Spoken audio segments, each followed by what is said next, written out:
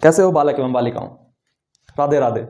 एक बहुत ही जरूरी सवाल जो कि मुझे डिस्कस करना जरूरी लगा, क्योंकि मैं बहुत ज्यादा कमेंट्स में उस सवाल को देख रहा हूं कि भैया फर्स्ट अटेम्प्ट पे फोकस करें या सेकंड अटेम्प्ट पे फोकस करें।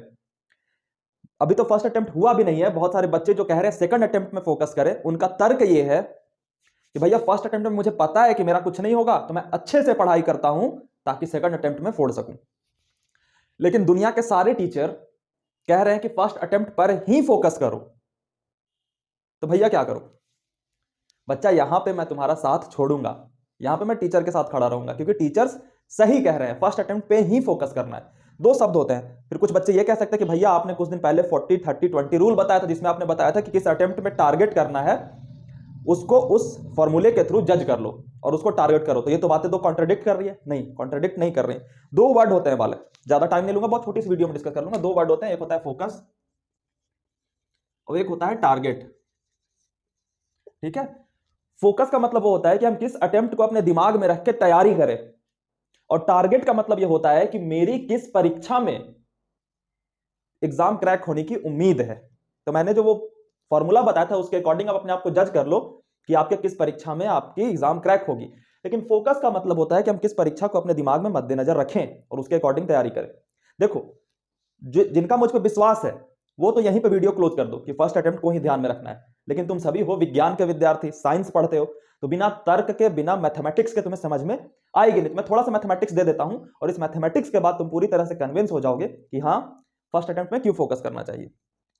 मान लो कि दो बच्चे हैं बालक, एक है ए, एक है बी। ठीक? यहां पे है जेई मेंस जनवरी का अटेम्प्ट और उसके बाद है जेई मेंस अप्रैल का अटेम्प्ट। ठीक है? मान लो कि ए बच्चा है, उसने जेई मेंस जनवरी को फोकस में रखा है। ठीक? और बी बच्चा है, उसने जेई मेंस अप्रैल को फोकस में रखा है। अब ए के लिए एग्जाम डे कितने दिन बचे हुए हैं बच्चा? मान लो कि 30 डेज बचे हुए हैं। लेकिन बी ने जैसे ही जेई मेंस अप्रैल को अपने मन में फोकस में लाया, उसके एग्जाम डेज में कितने दिन आ गए? 90 डेज। ठीक? अब ये दोनों जेई मेंस 1 यानी जेई मेंस जनवरी को फोकस करे या ना करे, 30 दिन तो दोनों के बीतेंगे ना।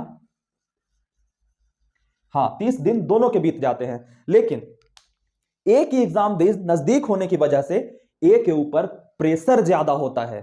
समझ में आई मेरी बात? ए प्रेशर में ज्यादा होता है। तो जब ए के ऊपर प्रेशर ज्यादा है बालक, और ये जनरली देखा गया है, और तुम भी ऐसे, ये बात मानना बिल्कुल मूर्खता होती है कि मेरे सारे पहले वाले बच्चे गधे थे और मेरे आने वाली जनरेशन गधी होगी, मैं ही सबसे ज्यादा समझदार हूं, ये थोड़ा सा मानना मिसगाइडेड हो जाता है।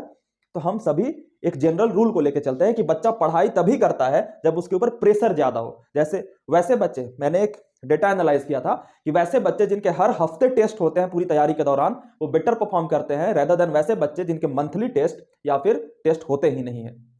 तो ये जनरल रूल है। तो प्रेशर ए के ऊपर ज्यादा है बी से, तो ए इसी 30 दिन के अंदर ज्यादा काम कर लेगा इस बी से। भले ही ए जो है मान लो बिल्कुल रद्दी तैयारी थी, बिल्कुल फेल होने वाला था, ए ऑब्वियस सी बात है जेई मेंस जनवरी में आकर के फेल हो जाएगा। लेकिन इस 30 दिनों में बस इस वजह से कि उसने जेई मेंस 1 को टारगेट में रख रख के तैयारी की, उसने ज्यादा काम कर लिया बी से। ठीक है? अब यहां से दोनों के पास बचते हैं 60 डेज।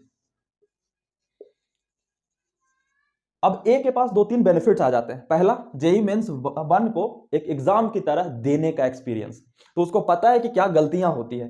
बी के लिए यह मायने नहीं रखता था, अगर उसने जेई मेंस अप्रैल को ही टारगेट बना लिया तो उसको यह एग्जाम कुछ फायदा नहीं करेगा, उसे लगेगा मेरा तो इसमें हो ही जाना है।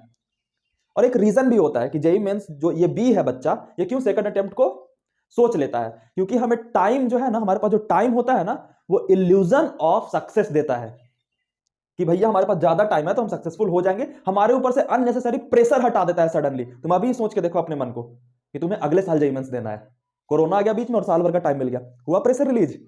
तो ये होता है बी के साथ। इस वजह से ये बी जो है वो टेम्प्ट हो जाता है जेई मेंस अप्रैल को देने के लिए, और वो सामने दुनिया के कह भी नहीं सकता कि मेरी प्रेशर रिलीज हुई।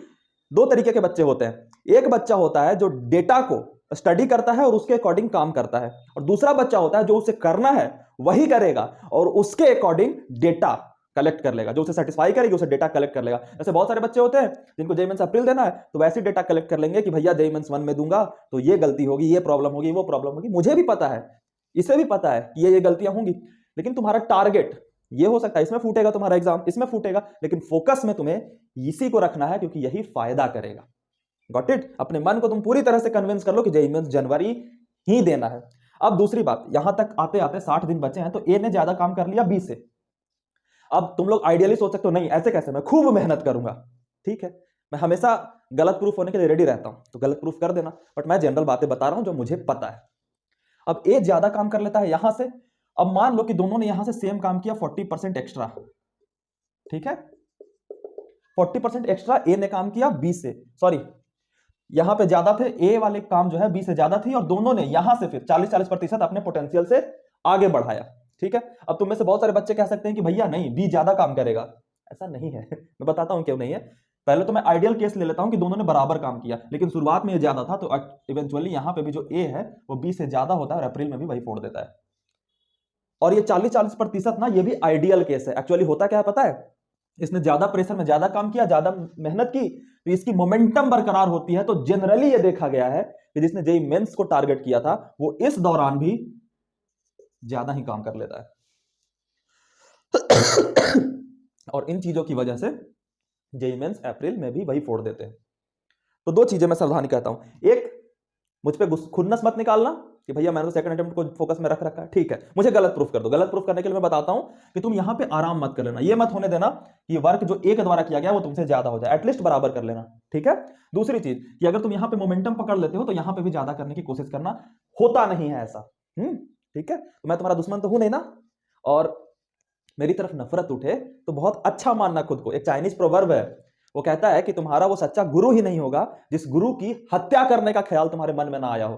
क्योंकि गुरु काटता है ना, तुम अभी आईआईटीएन नहीं हो, तुम्हें काट काट के आईआईटीएन बनाया जाएगा, और कटने में दर्द तो होगा, मैं सहला सकता हूं, मुझे पता है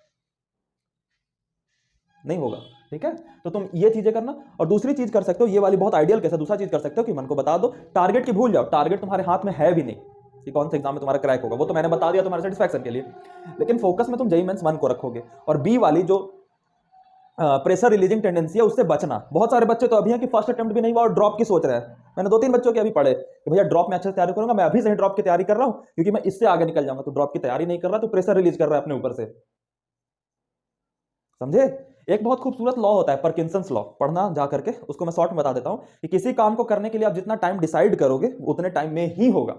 फॉर एग्जाम्पल, किसी कमरे को साफ करने के लिए तुमने 30 दिन का समय डिसाइड किया, तो वो कमरा साफ होने में 30 दिन लगा देगा। और किसी कमरे को साफ करने के लिए तुमने 1 दिन का समय डिसाइड किया, तो वो कमरा साफ होने में 1 दिन लगा देगा। तो ये जो ज्यादा टाइम है ना, ये तुम्हारे काम को स्प्रेड आउट कर देगा। फिर तुम्हारे जो 30 दिन में हो सकते थे काम, वो 90 दिन लग जाएंगे करने में। और ये बंदा जो 30 दिन में करेगा वो तुम 90 दिन में करोगे, और ये 30 दिन किया हुआ काम और आगे रिवाइज कर लेगा। तो सारे फैक्टर जो है ना वो ए को सपोर्ट करते हैं।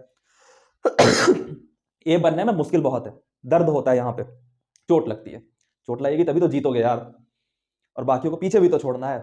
ठीक है, तो यही मुझे तुम्हें थोड़ी सी वीडियो में बतानी थी। बाकी पढ़ाई करो, मिलते हैं शाम के फॉर्मूला रिवीजन में। राधे राधे।